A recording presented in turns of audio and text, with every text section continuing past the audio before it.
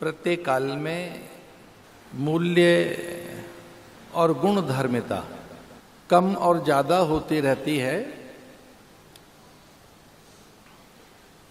जैसे मूल्य सतयुग में रहते हैं, जैसी गुण धर्मिता सतयुग में रहती है,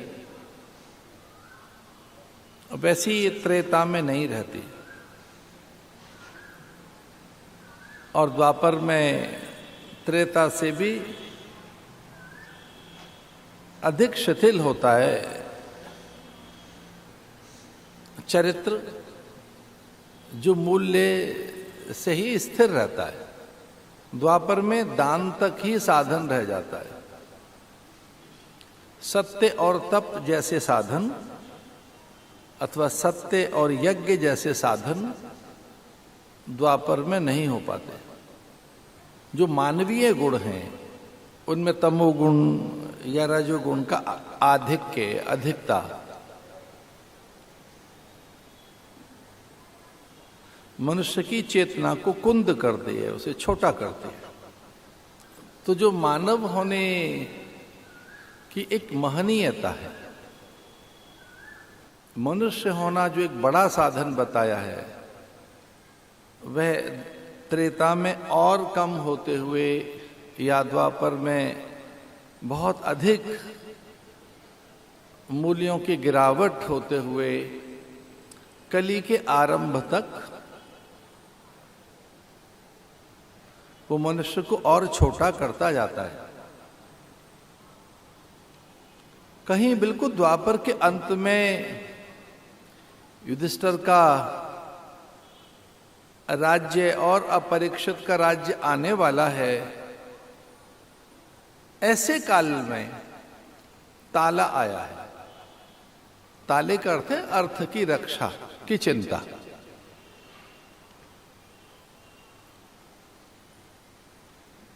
कि चौर कर्म न करें लोग, हमारा धन न ले जाएं। तो एक अलग और विचित्र प्रकार का यंत्र बनते हुए युधिष्ठिर ने जब देखा तो लोहार से पूछा कि ये बड़ा विचित्र यंत्र बना रहे हैं आप, ये क्या है? तो उन्होंने कहा सांकल में इसे फंसाकर इसकी कुंजी का अर्थ है चाबी या ताली, तो ताले की ताली या कुंजी, उसे कुंजी भी कहते हैं, अर्थ के स्वामी के पास रहेगी और ये ताला इस बात का प्रतीक रहेगा कि इसे कोई छुए नहीं।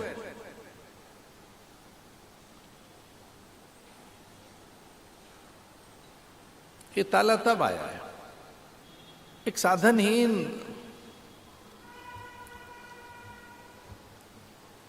चूंकि वो ज्ञान संपन्न था ब्राह्मण, वैराग्य संपन्न, विचार संपन्न, तो पौरोहित्य कर्म में किसी एक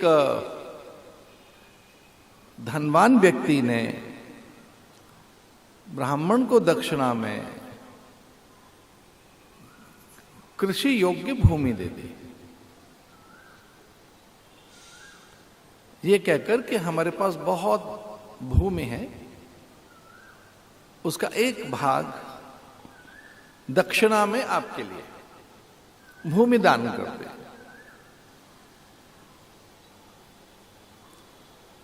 उस पुरोहित को अपने पुत्रों से विचार विमर्श करते हुए परिजन पुरजन बंधु बांधवों ने देखा और कहा कि भाई आपको आता नहीं कृषि कर्म करना, खेती आपको आती नहीं, इसलिए इसमें क्यों श्रम करते हो? ऐसे कूप खोद लो, कुआं खोद कर राहगीरों के लिए जल मिलता रहेगा, और वैसे भी आप पुरोहित हैं, परमार्थ ही करना उचित है आपके द्वारा। श्रेष्ठ कर्म यही है, अन्न जल का दान। तो उस पुरोहित ने अथवा ब्राह्मण ने अपने पुत्रों के साथ मिलकर कुआं खोदना आरंभ किया, इस विचार के साथ कि पथिकों को जल पिलाएंगे। अब कुछ खोदा ही होगा कुआं कि बहुत धन निकलने लगा उसमें। बहुत धन निकला उसमें। जब काफी धन निकला तो वो चकित हो गए और उस ब्राह्मण ने, उस पुरोहित ने विचार किया कि हमारे भाग्य में होता तो बहुत पहले निकल गया होता। इस धन पर वो दानदाता का ही अधिकार बनता है, क्योंकि उनके पास उतना धन है नहीं। यद्यपि उनके पास बहुत भूमि है, उनका साधन भी बड़ा है, वो धनपति ही हैं, हमारे नगर के तो सबसे बड़े सेठ हैं। लेकिन अब हमारे पास तो इतना धन आ जाएगा कि सामान्य राजा के पास नहीं होता इतना धन। उचित नहीं है ये धन रखना, ये उनके पूर्वजों का गढ़ा हुआ धन है, उन्हीं को दिया जाए। दानदाता ने मना कर दिया ये कहकर कि हमने तो दान दे दी भूमि, हमारे भाग्य में होता तो पहले मिलता, हम श्रम करते तो मिलता। आपने श्रम किया है, भूमि खोदी है, वैसे ही भूमि दान में दी जा चुकी, आपकी है, तो आप ही रखो इस द्रव्य को, ये धन आपका ही है, हमारा इस पर अब अधिकार नहीं बनता, हम तो दान दे चुके। अब वो वस्तु हमारी है भी नहीं। पुरोहित ने बंधु बांधवों से विचार किया क्या करना चाहिए ऐसे में। इतनी संपदा बुद्धि भ्रष्ट कर सकती है, इतनी संपदा अभिमान ला सकती है, हमें उद्यम करना नहीं आता, इसकी रक्षा की और चिंता होने लगी, क्या करें। परिजनों ने कहा, मित्रों ने, बंधु बांधवों ने, कि एक पक्ष के बाद इस पर विचार करें। एक पक्ष तक, एक पक्ष का अर्थ 15 दिन,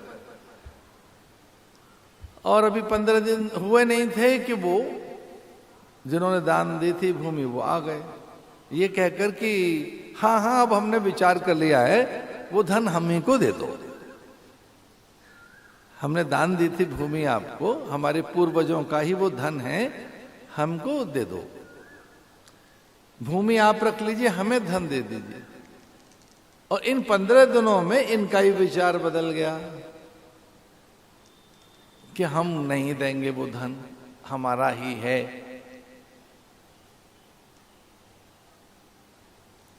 ये सत्य घटना है महाभारत की, महाभारत की घटना, द्वापर के अंत की, कि बस कली आ रहा है और उसका प्रकाश संध्या में दिखने लगता है कि अंधकार बहुत निकट है, या कि प्रातःकाल ये दिखने लगता है कि अब अंधकार तो नहीं रहेगा, प्रकाश आ ही जाएगा। तो समय में किसी एक काल में हम अनुमान लगाने लगते, दूर जंगल में धुआं देखकर हमें अग्नि का अनुमान हो जाता है, दूर धुआं देखकर आकाश में उड़ता हुआ धुआं कि वहां अग्नि है। अनायासी ऋतु में या आकस्मिक परिवर्तन हो तो हम ऐसा मानते हैं कि पर्वतों पर हिमपात हो गया,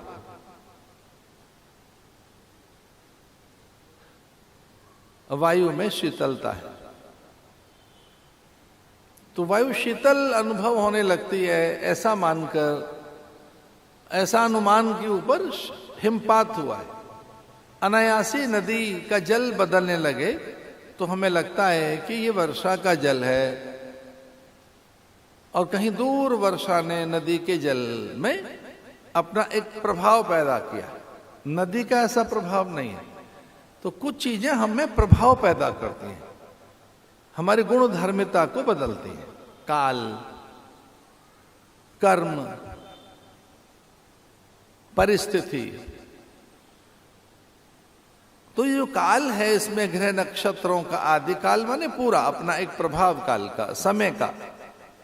तो जब युग में परिवर्तन होता है तो युग परिवर्तन अथवा काल का परिवर्तन हमारे आसपास अप्रत्याशित परिवर्तन लेकर आता है, हमारा मन भी बदलता है, बुद्धि भी बदलती है। और वो बात राज अधिकारियों तक पहुंची और राज्य अधिकारियों ने निर्णय दे दिया कि इतना धन तो राज्य कोष में ही रहना चाहिए, ये आप दोनों का नहीं, ये राजकोष का धन, आप अधिकारी नहीं बनते इस धन के, राजकोष का धन है ये। और जब बहुत अधिक धन देखा युधिष्ठिर ने तो पूछा उन्होंने कि इतना धन तो हमारे पास था ही नहीं, ये कहां से प्राप्त हुआ है? तो राज्य अधिकारियों ने कोष संभालने वाले अथवा जो उस समय की राजस्व व्यवस्था के अधिकारी रहे होंगे, उन्होंने राजा को ऐसे कहकर मना लिया कि ये विवाद का धन है और विवाद की वस्तु राजा के पास ही ठीक रहती है। और युधिष्ठिर भी इस बात को स्वीकार कर रहे हैं, लेकिन अंदर से बड़े दुखी हैं कि देखो अन्य का धन हमारे यहां आ गया, वो लौटा नहीं रहे हैं। और महर्षि वेदव्यास से ये चर्चा कर रहे हैं कि इस प्रकार के अर्थ से, इस प्रकार के धन से दोनों की बुद्धि में परिवर्तन है। मुझे भी नहीं रखना चाहिए इतना धन, वो उन दोनों का ही है। मुझे निर्णय करना चाहिए कि वो किसका है, या कि दोनों में आधा आधा बांटे, या वो उस पर एक विद्वानों की संगोष्ठी बिठाए। आर्थिक समझ रखने वाले, धर्म को जानने वाले प्राणी, क्योंकि अगर धर्म से नियंत्रित अर्थ नहीं है तो बड़ा अनर्थ करता है वो। आपके पास धर्म का अभाव है तो अनर्थ होगा, बड़ा अनर्थ हो जाएगा, आप धन को संभाल नहीं पाओगे। अर्थ के साथ बड़ी विकृतियां भी आती हैं। अर्थ अपने साथ अपने संस्कार और विकार दोनों लेकर आता है। ऐसे कैसे हो सकता है कि अर्थ आए और उसका प्रभाव साथ न हो? अपने वो संस्कार तो लाता ही है। तो महर्षि वेदव्यास ये कहकर चुप लगा गए कि ये देखिए कली के प्रभाव के कारण हैं, ये कली के प्रभाव के कारण। तो जैसे से कली प्रभाव में आएगा, वो कली जैसे ही अस्तित्व में आएगा, कलियुग का जैसे ही अस्तित्व होगा, तो अर्थ की सुचिता चली जाएगी, आर्थिक छल होने लगेगा, आर्थिक अपराध होने लगेगा, और ये अर्थ ही बड़ी कलह का कारण बनेगा।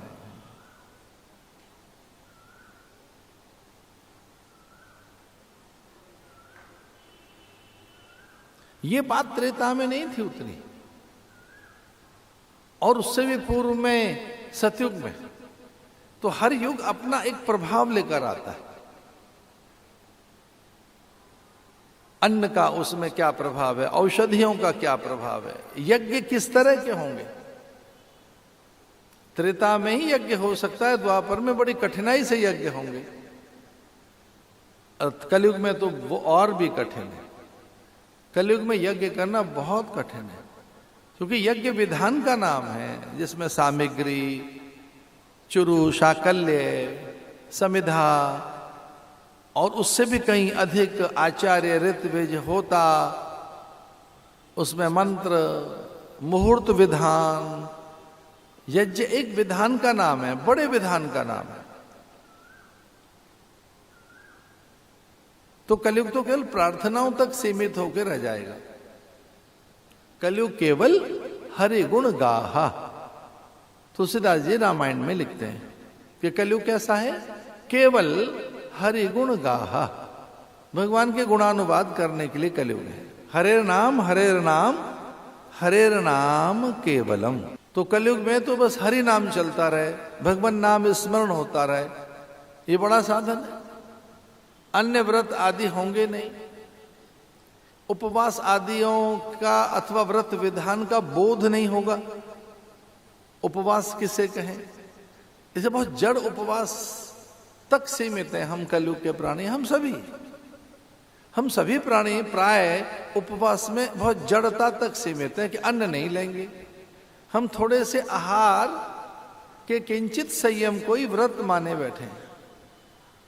हम कलयुग के प्राणियों के लिए व्रत का अर्थ इतना सा ही है कि बस कुछ अन्न कम लेना है या अन्न सीमित करना है। अन्न में भी फिर ऐसी मर्यादा है कि एक ही बार लेना है, अन्न में भी इतना है कि लवण न हो, खाली मिष्ठान से ही लेना है। क्योंकि हम कलयुग के प्राणी अन्न औषधि के बिना रह नहीं पाएंगे। शारीरिक दुर्बलता है, मानसिक दुर्बलता है हमारी, क्योंकि हमारा संकल्प उतना बड़ा नहीं है। संकल्प जितना बड़ा होगा वैसा ही शरीर में बल आता है। अरण्य मंथन करके हम लोगों ने यहाँ इस वैदिक यज्ञ में अग्नि प्रकट की है। माचिस से नहीं की, वो अरण्य मंथन कर चंदन से मंत्रों के द्वारा चंदन को घिसकर अग्नि निकाली है। अरण्य मंथन कहते हैं उसको। और एक बार महाराजा कर्ण सिंह के पिताजी महाराजा हरि सिंह जी, और ये बात बहुत पुरानी नहीं, 100 वर्ष पुरानी बात भी नहीं है, ये तो उससे भी कम की है। 100 वर्ष से भी अधिक पुरानी नहीं है, और उससे भी कम की बात है कि मैं जम्मू में रघुनाथ मंदिर में वे यज्ञ का आह्वान कर रहे थे, और जब अरण्य मंथन काल में बहुत देर तक अग्नि प्रकट नहीं हुई तो उनका मुख म्लान हो गया और थोड़ा विचलित हो गए। और उस विचलित अवस्था में और उनसे ऐसे ही निकल गया उनके मुख से कि इसमें मेरे पुण्यों का अभाव नहीं दिखता है, मुझे नहीं लगता कि मेरे पुण्य और सत्कर्मों का अभाव है। ये पौरोहित्य उतने अधिक सामर्थ्यवान, पौरोहित्य कर्म करने वाले पुरोहित अथवा ये आचार्य उतने ज्ञानवान नहीं है। उन्हें ऐसा नहीं कहना चाहिए था, कहा कि उतने ज्ञानवान नहीं है। अरण्य मंथन का इनको उतना ज्ञान नहीं है, अन्यथा तो 2 प्रहर हो गए, लगभग 6 घंटे बीत गए, अग्नि निकली नहीं। बड़े कठिन काल में अनुभव कर रहे थे। और तो हमको साधु महात्मा जाते ही हैं वैष्णवी देवी के दर्शन करने, अमरनाथ के दर्शन करने। प्राय भारत के तो कोने कोने में तीर्थ हैं। भारत में तो हर दिशा में तीर्थ हैं, दक्षिण में, पूर्व में, पश्चिम में, उत्तर में। हम भारत के लोग प्राय तीर्थों में जाते रहते हैं, तो कुछ इस दिशा में भी जाते हैं तीर्थ करने, अमरनाथ अथवा वैष्णवी देवी आदि, या उस समय के अन्य जितने तीर्थ। और तो साधु वहां कुछ बैठे थे, और उनमें से कुछ बटुक ब्राह्मण भी थे, ब्रह्मचारी भी थे, और उनमें से कुछ ब्रह्मचारी उठे और उन्होंने ऐसे अग्निकुंड में खड़े होकर उद्बुदय अग्नय स्वाहा ऐसा कहकर अग्नि मंत्र बोला, अग्नय नमः ओम अग्नय, ऐसा कहकर ओम उद्बुदय अग्नय स्वाहा, अग्नि प्रकट हो गई।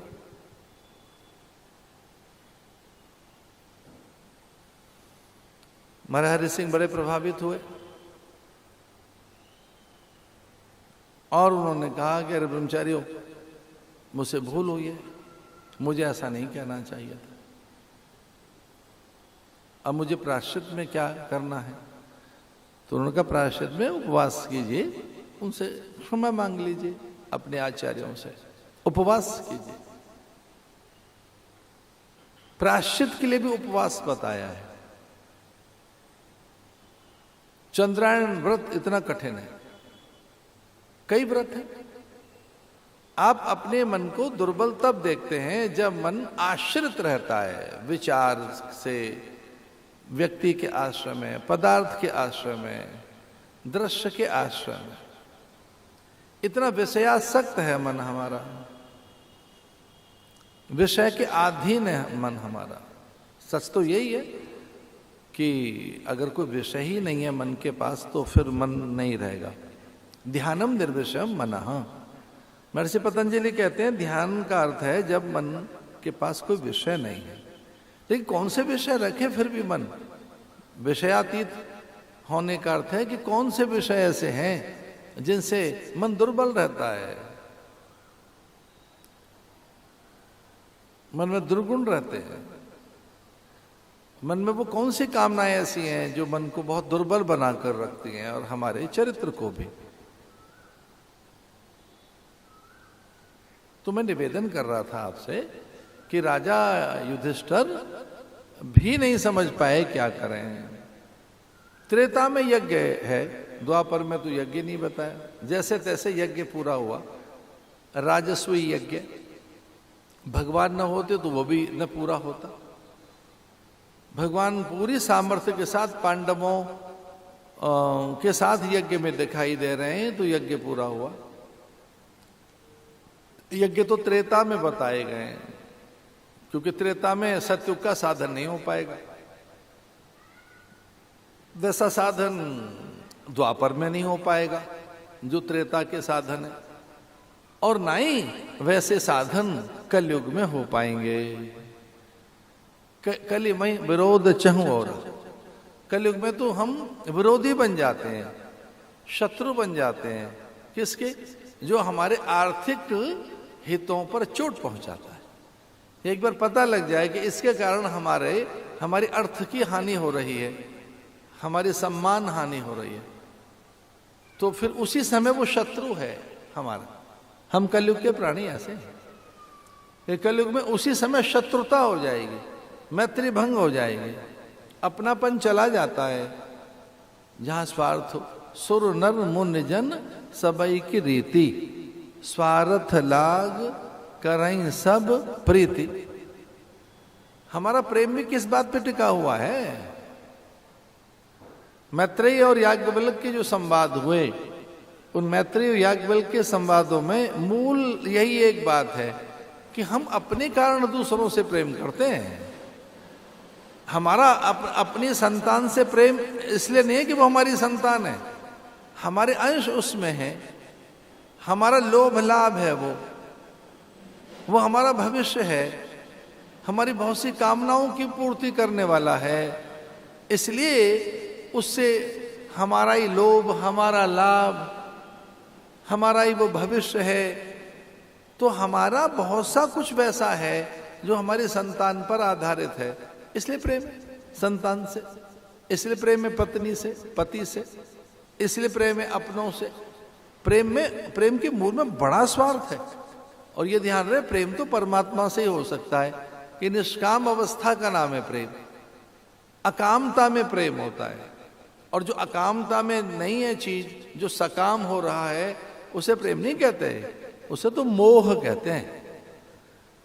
हम जिसे प्राय ऐसा कहते हैं, हमारा तो परिवार से बड़ा प्रेम है, आपसे बड़ा प्रेम है ना। प्रेम जैसी कोई चीज नहीं है, आपका मोह है। वो नष्टो मोहा स्मृति लब्धा करी से वचनव तब।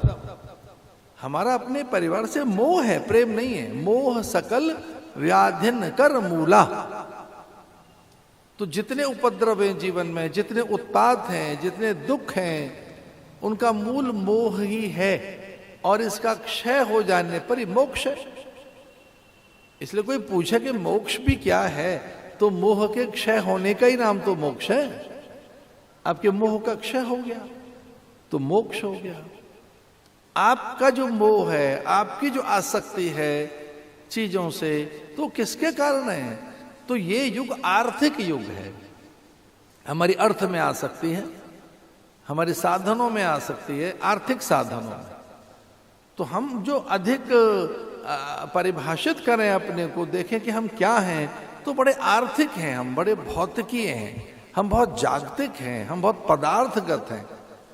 अगर कभी विचार करके देखें कि हम हैं क्या, तो बहुत आर्थिक चिंतन है हमारा, बहुत भौतिकीय चिंतन है हमारा, बहुत पदार्थ का चिंतन है, और बड़ा स्वार्थ है उसमें। और इतनी सब चीजें जब हमारे आसपास हों, तब उदारता कहाँ से आएगी, करुणा कहाँ से आएगी, दान कैसे दें, सेवा कैसे करें, परोपकार के भाव कैसे जगाएं, फिर अन्य वो भी साधन कैसे करें जिसमें बड़ा त्याग है। तो त्याग भी हम कैसे करें? त्याग तो बड़ी चीज है। त्याग करने वाले व्यक्ति की प्रशंसा है इस धरती पर। वही जीवित रहा, या वही अमर है, या वही महान है। जिन्होंने त्याग किया है वही तो महान है इस धरती पर। जिन्होंने त्याग नहीं किया वे महान कहाँ हैं? वे तो महान है ही नहीं। आप कभी जो लीलाएं देखते हो अथवा जो नाटक देखते हैं आप, उसमें जो चरित्र दिखाई देता है नायक, तो नायक कितने ही हत्याएं कर दे नायक, लेकिन उसके प्रति आप खड़े, खलनायक के प्रति नहीं खड़े। नायक तो हत्याएं भी कर रहा है, नायक कुछ भी करने के बाद विजय तक पहुंचे तब उसके साथ ही आप, खलनायक के साथ नहीं है। और बड़ा दुख हो रहा होता है, खलनायक से पिट रहा है नायक, लेकिन बाद में नायक वैसा करने लगे तो आप पक्ष में उसके हैं। तो किसके पक्ष में आप, नायक के या चरित्र के? हम चरित्र के पक्ष में। हम चित्रों के उपासक नहीं हैं, हम तो चरित्र के उपासक हैं। एक चरित्र से भी बड़ी चीज है लीला, जिसमें समग्र कल्याण, लैलम लायति लीला, जो हर जीव जंतु के लिए है, हर प्राणी मात्र के लिए। और उसमें वो लोकोत्तर होती है, लोक से परे की चीज। तो जो लोकोत्तर कर्म है, जो लोकोत्तर चरित्र है, वो लीला है जो भगवान करते हैं। भगवान के द्वारा या प्राय बड़े महापुरुषों के द्वारा लीला होती है।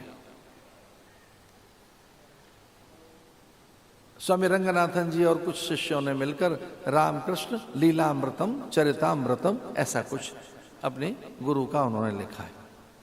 चरितामृतम कभी तो नहीं कहा उन्होंने सेविका को, कभी नहीं। बहुत आदर देते थे ठाकुर रामकृष्ण परमहंस, कभी नहीं कहा। पर कोई एक सेविका ऐसी थी जो प्राय वृद्ध थी, उसे अति स्नेहवशात एक आध बार वो ऐसे तू कह दिया करते थे, अति स्नेहवशात। वो तो भगवान से भी हम तू कह देते हैं, मेरा राम।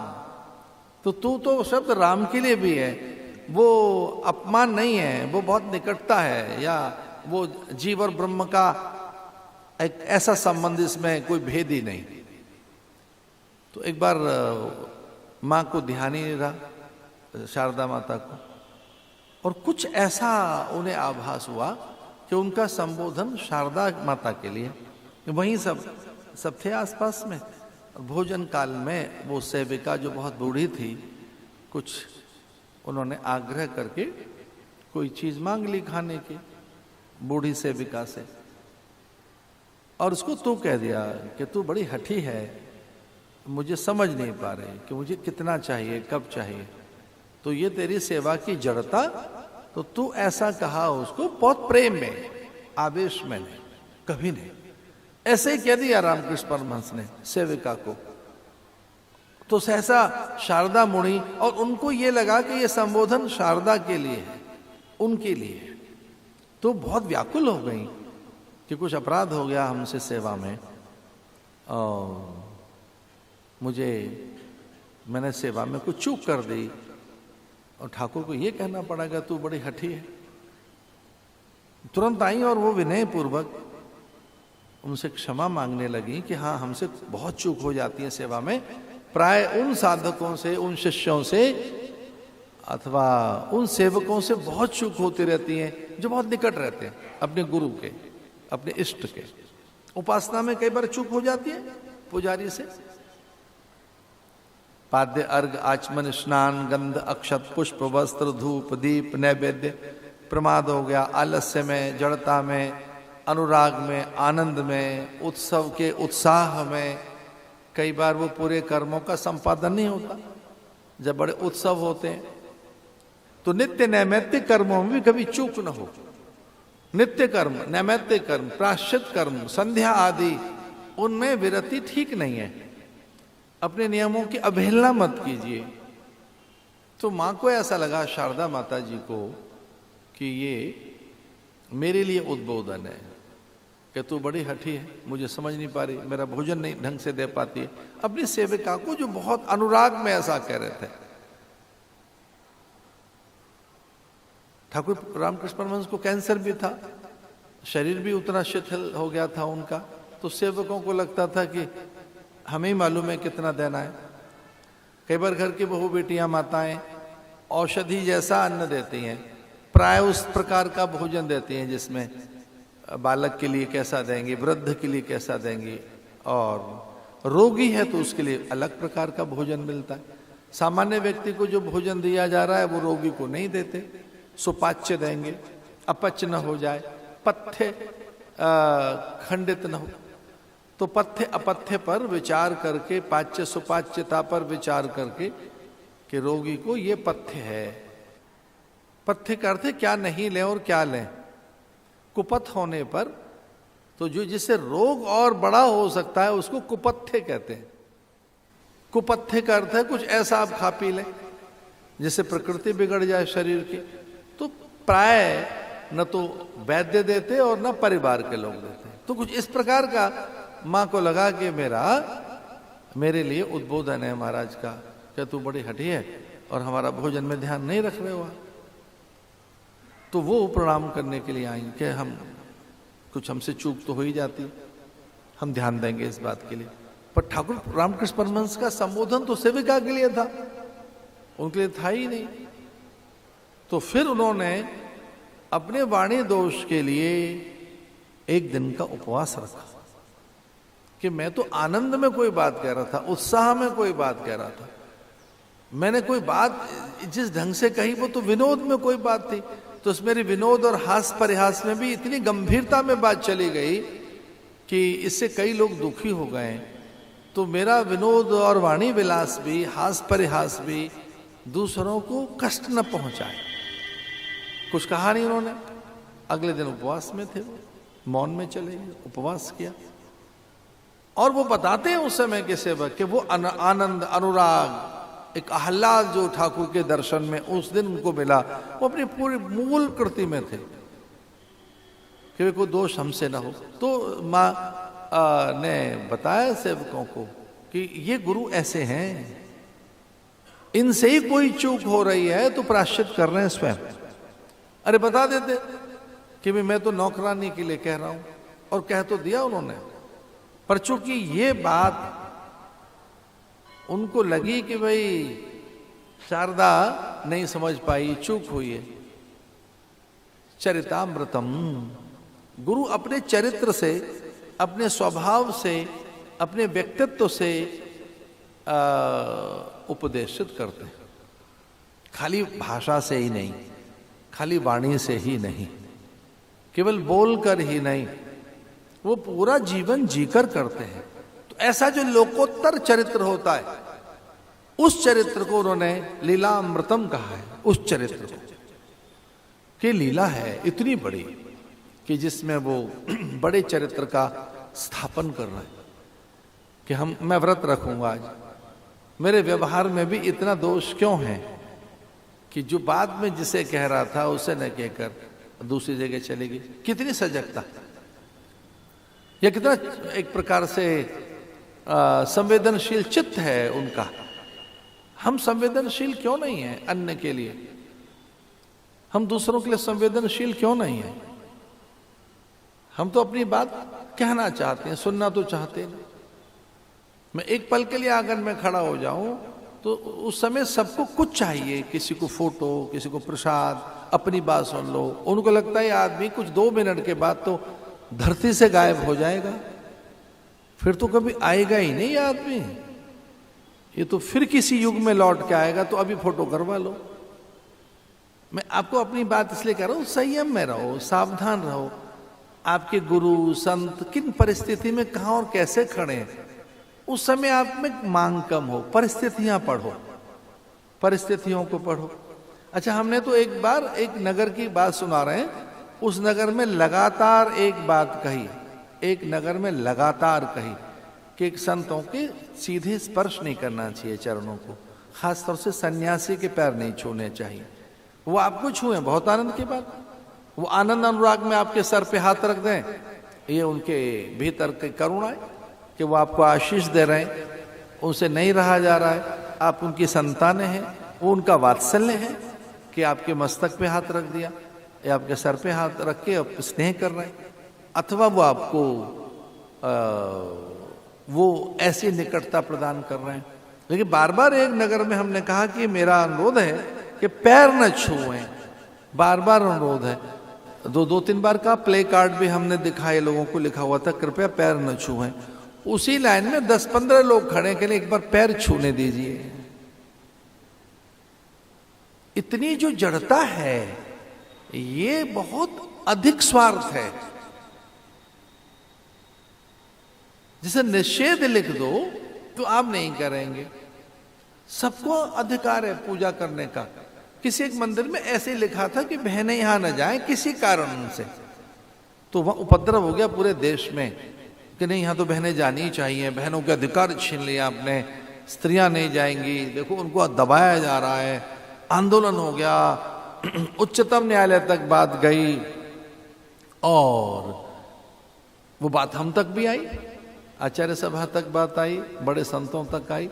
हमने कोई बात नहीं, हमारा देवता इतना दुर्बल नहीं है कि बहनें वहां जाएंगी और उससे बेचारे देवताओं को कुछ हो जाएगा, जाने दो, जाना चाहिए। पर यूं ही एक ही मंदिर में एक कोई मर्यादा थी, एक मंदिर की कोई एक मर्यादा थी, हर जगह तो नहीं है। तो कई बार हम, अब वो पता लगा कि न उस प्रदेश के लोग हैं, मैं अधिक इस बात को प्रसारित नहीं करूंगा, मैं तो बल्कि समर्थन में बोल रहा हूं कि हमारे देवता इतने दुर्बल नहीं है कि भाई वो एक ही मंदिर के लिए किसी एक विशेष काल में, किसी एक विशेष काल में बहनें प्रवेश न करें, एक विशेष काल में आगे पीछे चली जाएं। तो कहते नहीं, हम तो हर अवस्था में पूज्य हैं, पवित्र हैं। उसमें बड़ा भारी आंदोलन हो गया तो वहां के पुजारी, आचार्य, संत महात्माओं ने भी स्वीकृति दे दी, हाँ हाँ ये देवता ही ऐसा चाहता होगा कि सब आए, आ जाओ आओ। तो वो आंदोलन पंक्चर हो गया उस आंदोलन का। मैं कुछ और कहना चाह रहा हूं, वो एक संवेदनशीलता लाओ, ग्राह्यता लाओ लीला के प्रति। भगवान राम के चरित्र और उनके सहयोगी चरित्रों पर हम कोई बात कर रहे थे, तो वो चरित्र बहुत अधूरा है। लक्ष्मण के बिना, भरत के बिना, रिपुदमन हनुमान के बिना, शबरी सुग्रीव के बिना वो बिल्कुल अधूरा है। रावण के बिना कोई रामलीला नहीं है, वो उतनी नहीं दिखाई देगी, उतनी महान दिखेगी नहीं जब तक रावण उनके सामने ना हो। कितनी बड़ी लीला दिखाई देती है रावण के सामने, पर शिष्यों की तनिक सी भी कोई चीज आसमान में छा जाती है। कोई आचार्य द्रोण उससे बहुत ज्यादा उनकी ख्याति में कोई कम हो गई है नहीं। महाभारत को जो जानते हैं वो पहचानते हैं कि धर्म के लिए, और वो ऐसे शपथ लेकर कहीं बैठ गए थे कि भले प्राण चले जाएं, हमारी यहां प्रतिबद्धता है, प्राण जाएंगे जाएं, हमारे भले ही प्राण चले जाएं, हमारी मृत्यु हो जाए, लेकिन चूंकि एक वचन दिया जा चुका है किसी को, ऐसे आचार्य द्रोण ने, कृपाचार्य ने कहा कि हम वचन दे चुके हैं, इसलिए हम भले ही हमारी मृत्यु हो और भले ही पांडवों के द्वारा हो, लेकिन चूंकि शपथ दी जा चुकी है और शपथ तोड़ना अधर्म होगा, हम जानते हैं कि ठीक नहीं है, उसे समझा रहे हैं, सब कर रहे हैं, लेकिन छोटा सा एक बच्चा आता है अंगूठा दान करके और पूरे महाभारत में छा जाता है दक्षिणा देकर। इस काल में नहीं चाहते गुरु मुझे कि मैं एक नायक बनकर और धनुर्धर बनकर, तो वो गुरु के लिए समर्पित है दक्षिणा देकर। वो ऐसा अड़ नहीं गया है कि देखा मैं इनका मान भंग करूंगा ना, दक्षिणा में लीजिए अंगुष्ठ देकर, और पूरे महाभारत में छा गया। उस पे अगर उस कैनवस पर, महाभारत अगर एक कैनवस है और उस पर चित्र देखें तो बड़ा चित्र दिखाई देता है एकलव्य का, बहुत बड़ा चित्र। श्रृंगवेरपुर के राजा का वो बेटा, श्रृंगवेरपुर से वो चलकर आया बालक अध्ययन के लिए, तनिक सी दक्षिणा देकर अंगुष्ठ की, अंगूठे की, और वो बहुत बड़ी जगह बना लेता है। बाद में आप उसके क्या अर्थ निकालते हैं, कितना बुरा भला कहते हैं आप दुर्योधन का, आचार्य द्रोण को, या कि आप उसे बड़ा महान बना दें, या कहें कि उसके साथ अत्याचार हो गया, अन्याय हो गया, उधर मत जाओ ना, उतनी सीमाएं मत लांघो, अपने काम जितने निकालो अर्थ। अब मैंने एक अर्थ निकाला है इसका, एक बार कहीं में बैठा हुआ था और इसका एक अपने काम जितना मैंने अर्थ निकाला है कि उस विधान में, उस काल में मेरी विद्या का प्रकाशन नहीं होना है, इसलिए मुझे अंगुष्ठ दान दे देना चाहिए। ठीक है, हम दान देंगे। इस विधान में मेरी भूमिका नहीं है। एक भूमिका है मेरी कि मैं योग्य हूं, योद्धा हूं, मैं सर्वश्रेष्ठ हूं, मुझ जैसा कोई नहीं है। यही तो सिद्धि करानी थी कि मुझ जैसा कोई नहीं है, तो ये तो बात फैल गई।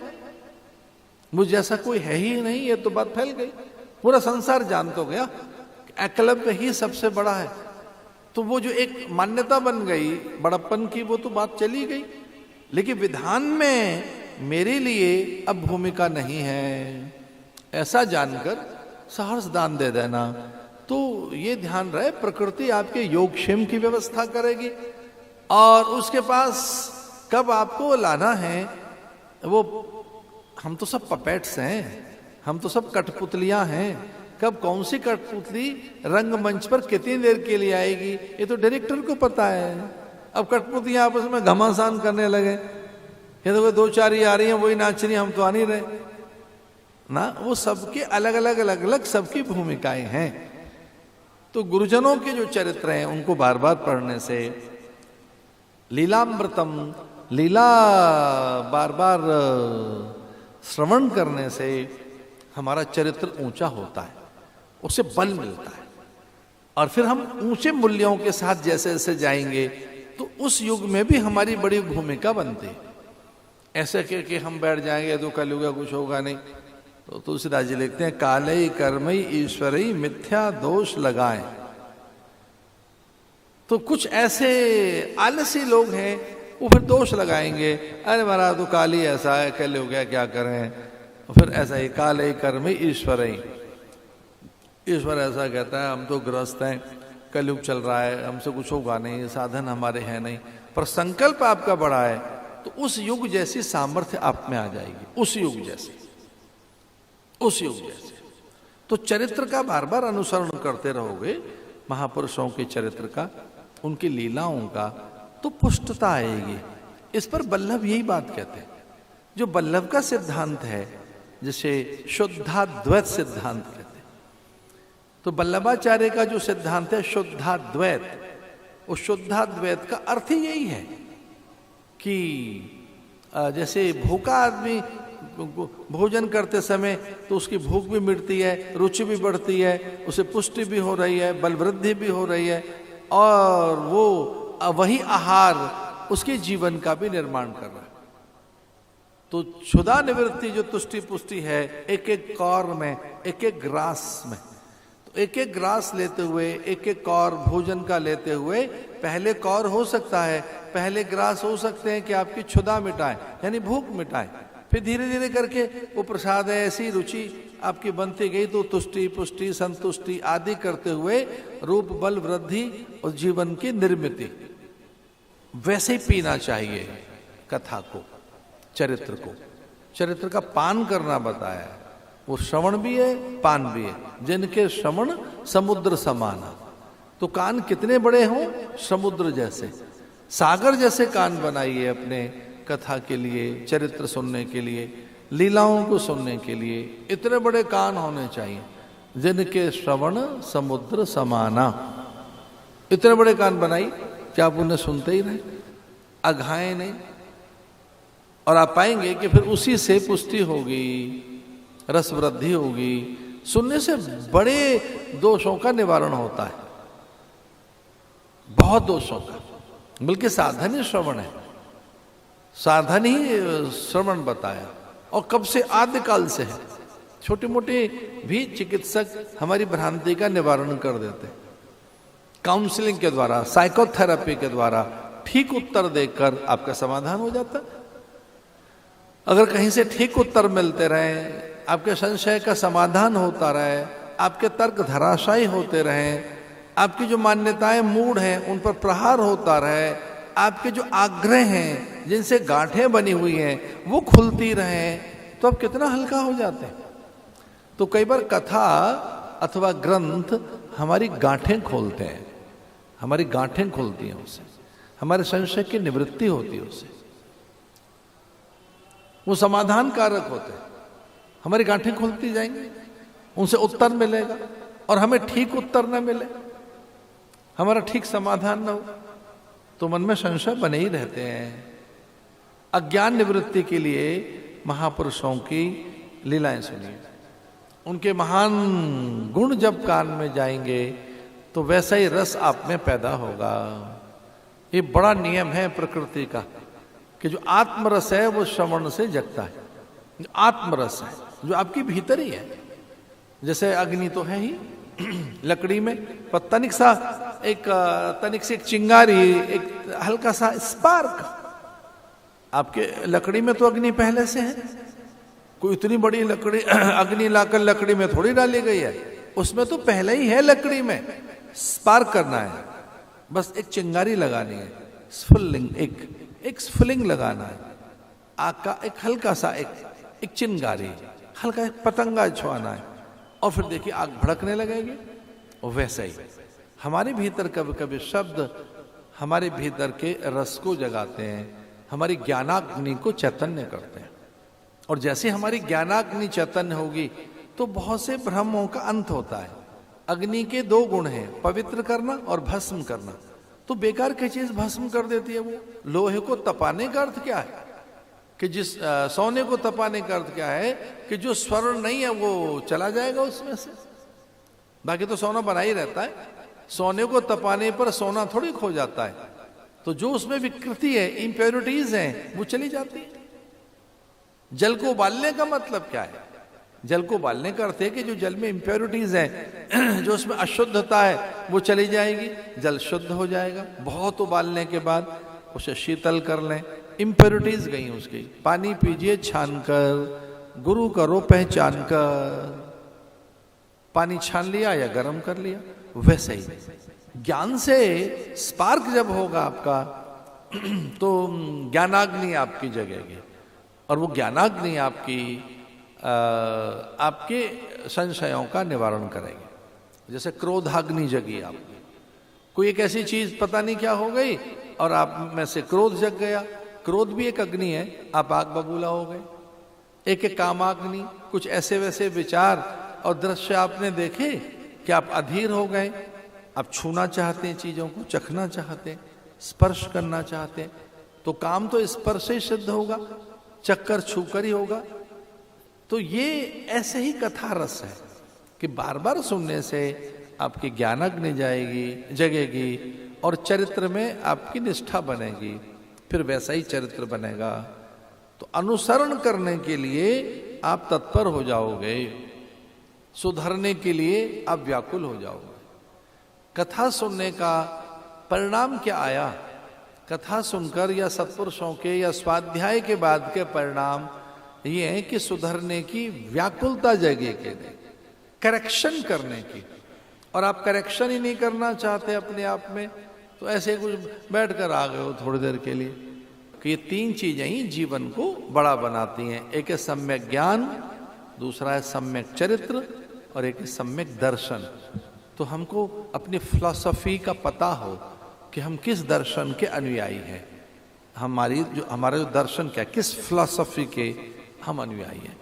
उसी से हमारे भीतर जो हमारा ज्ञान है अथवा चरित्र है जागृत होता है। अपने भीतर ज्ञान प्राप्ति के लिए, इसका अर्थ है सुधरने के लिए। ज्ञान माने वो साधन जिससे हम सुधरें, हमें परिवर्तन आए, हमें रूपांतरण आए, उसके लिए उत्सुक रहना चाहिए। और उसको साकार करने के लिए उसे चरित्र कहेंगे। उपदेश को साकार करने के लिए और अपने चरित्र को बड़ा करने के लिए भी हमें व्याकुल या उत्सुक रहना चाहिए, या गंभीर रहना चाहिए, अथवा जागरूक रहना चाहिए।